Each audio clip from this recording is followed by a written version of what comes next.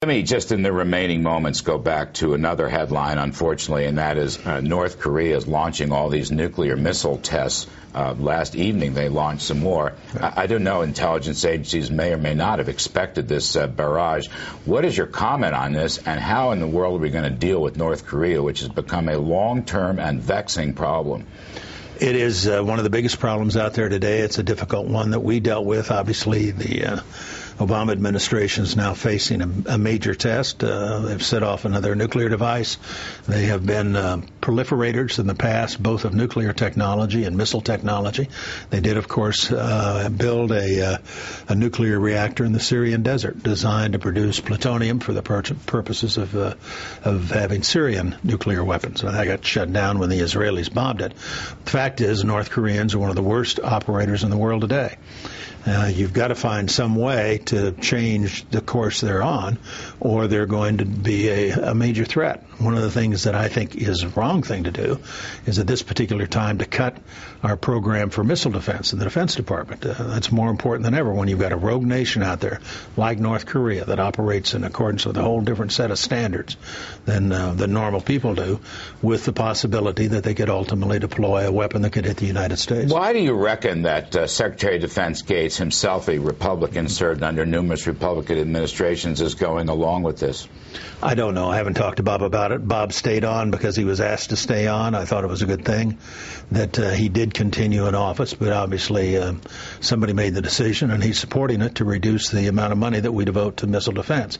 We've gotten a long way on missile defense. We know how to do it. We know how to take down incoming warheads, but we need to do a lot more work in order to be able to deploy a system that will defend the United States against those kinds of limited strikes that might be possible by a nuclear-armed North Korea or Iran. Isn't the absolute key at the end of the day China? And couldn't the U.S., working together with China, essentially defund and definance what's left of North Korea's economy and stop the power flow into North Korea, just cut off their power altogether?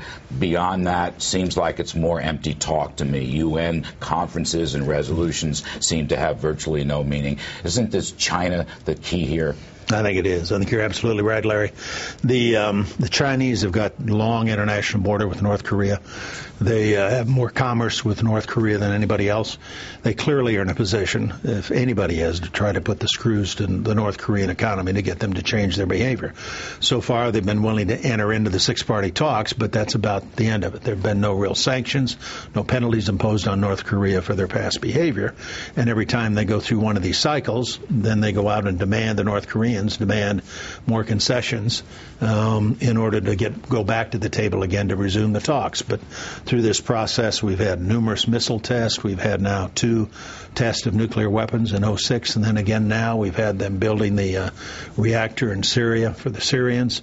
These are probably today the worst proliferators in the world of nuclear weapons technology to rogue regimes or to terror-sponsoring regimes. Is there one, just my final question, is there one piece of advice you would give President Obama right now to deal with this North Korean problem? Well, going forward, I'd say insist upon the North Koreans keeping their commitments. And when you say you're going to impose sanctions, make them stick. I think, again, you've got to work with the Chinese if you're going to try to do this peacefully. I think you also need to emphasize the fact, and I think it is a fact, and this is an argument to be made with the Chinese as well as others in the region, that if the North Koreans are successful in deploying a significant nuclear capability, that others in the region who have the capability, the technical capability, are going to want to do the same. The Japanese are going to have to reconsider their no nukes policy. Taiwan could be in that camp, certainly South Korea. All of these states living in an area where you've got a North Korean government that has nuclear weapons and is as irresponsible as it has been for decades are going to have to reconsider what they require for their own security. China needs to understand that the whole region is likely to become less stable, and I can't believe that it's in their interest to have any of those developments occur. That ought to give the Chinese the incentive to work with us to get the North Koreans to stop. All right, we're going to have to leave it there. Mr. Vice President, I can't thank you enough for this interview, and I wish you all the best. Well, it's good to see you again, Larry. Thank you, sir. Good luck.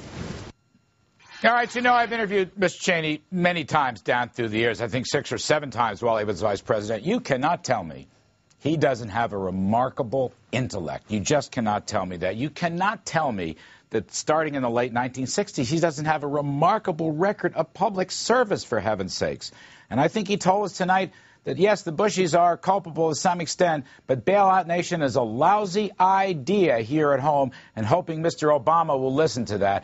I hope Dick Cheney keeps speaking out on the issues. He is a remarkable public servant. Good for him. He's a great American resource.